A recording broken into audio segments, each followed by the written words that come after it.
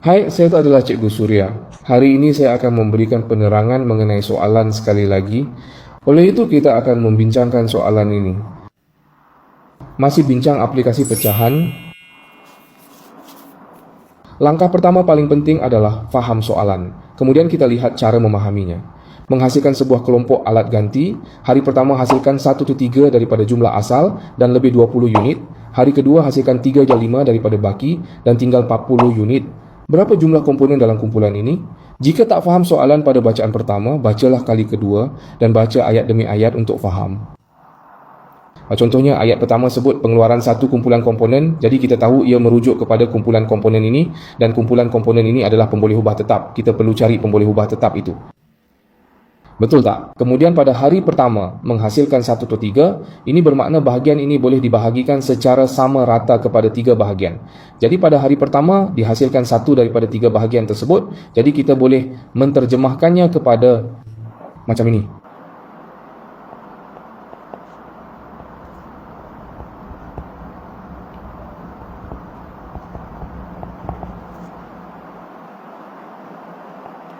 Ya, kita boleh menganggap kumpulan komponen ini sebagai satu unit. Unit menjadi satu unit. Jadi kenapa satu unit? Kerana ia pemboleh ubah tetap. Pada dasarnya kita semestinya mengambil pemboleh ubah tetap sebagai satu unit. Sekiranya ia merupakan satu pemboleh ubah sahaja. Jika ia satu pemboleh ubah, anda tak boleh anggapnya sebagai unit satu. Kerana unit satu sebenarnya nombor rujukan. Nombor rujukan itu tidak boleh diubah-ubah. Semua perubahan yang tidak berubah akan menggunakan nombor rujukan ini sebagai perbandingan. Baiklah, jadi pada hari pertama pengeluaran 1/3. Maksudnya, kumpulan komponen ini boleh dibahagi kepada 3 bahagian sama rata. Lukis 3 segitiga sebagai wakil cukup. Baiklah, jadi acara tersebut akan diadakan pada hari yang pertama. Menghasilkan perkara ini dengan cemerlang. 1 dari 3 bahagian kumpulan. Tambah 20. Banyak 20. Kita tambahkannya lagi. Perlu tambah 20 lagi. Baik, jangan lupa ya, dia telah menghasilkan begitu banyak. Pasti ada yang tinggal, kan? Kerana jumlah pengeluaran ditambah dengan baki, jumlah adalah jumlah keseluruhan, iaitu sama dengan 3 segi 3, jadi masih tinggal 2 segi 3 tolak 20. Kerana jumlah pengeluaran ditambah dengan baki mesti sama dengan 3 segi 3. Baik, ini tiada masalah ya. Kemudian kita lihat pada hari kedua, pengeluaran adalah baki 3/5. Jadi pada hari kedua bagaimana? Ia menghasilkan apa yang tinggal dari hari pertama.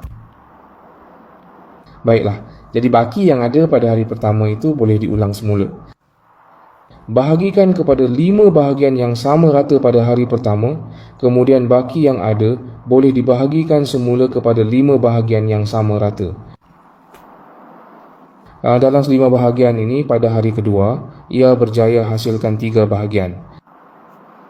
Itu bermakna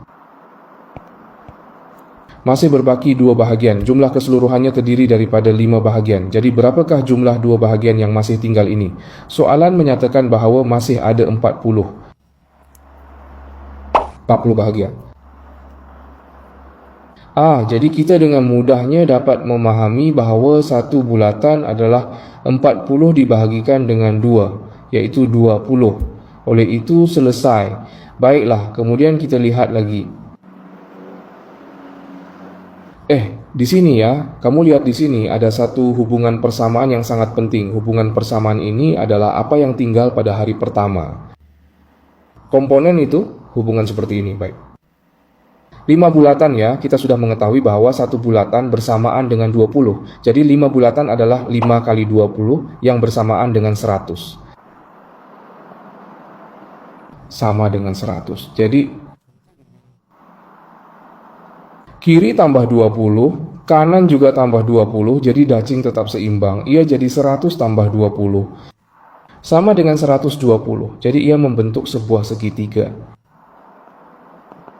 Jadi 120 dibahagi 2 dan dibahagi rata jadi 2 bahagian, iaitu 61 bahagian yang mewakili 60 komponen. Jadi kira sampai sini kita sudah selesaikan. Kerana bahagian-bahagian ini semuanya mengambil masa 33 jam. Jadi bagaimana?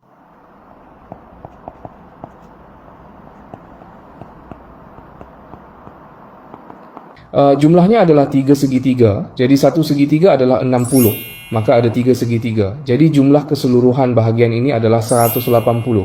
Kita dapat kira, adakah anda sudah faham? Sila tekan tanda like dan follow Cikgu Suria serta kongsi dengan lebih ramai rakan untuk belajar bersama.